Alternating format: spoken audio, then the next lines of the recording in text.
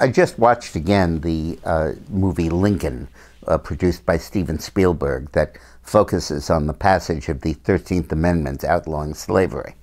And the question arises, why did Abraham Lincoln fight like hell and succeed in passing this amendment in January of 1865, when the Civil War had only 2 more months or 3 more months to go, and it was evident that the war was going to end and the South was going to be defeated?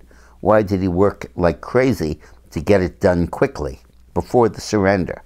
And the reason is that the Emancipation Proclamation that Lincoln issued in 1862 to take effect on January 1st, 1863, did not abolish slavery.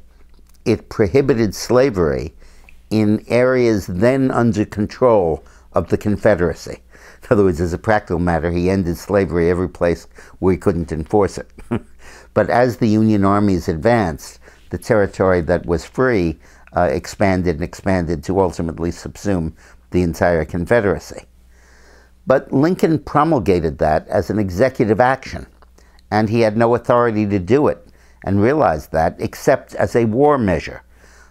Technically, the reason he did it was to seize contraband property, slaves, belonging to the enemy, the Confederacy, and being used by it in the propagation of the war.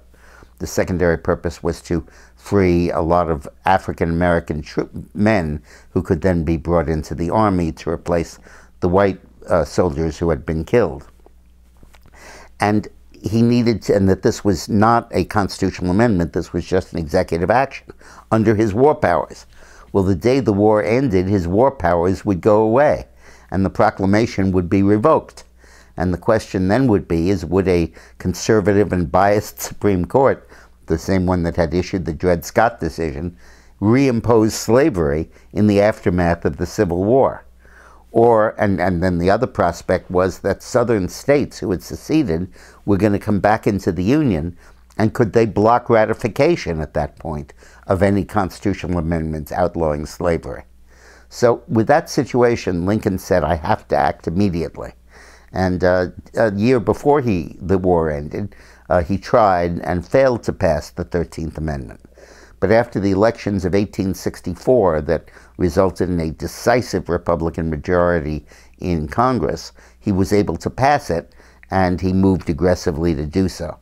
Interestingly enough, getting most of his votes not from the incoming Republicans, but from the lame duck Democrats who were suddenly out of a job and needed patronage to support themselves after they left Congress, and would vote for the amendment in return for Lincoln passing out favors.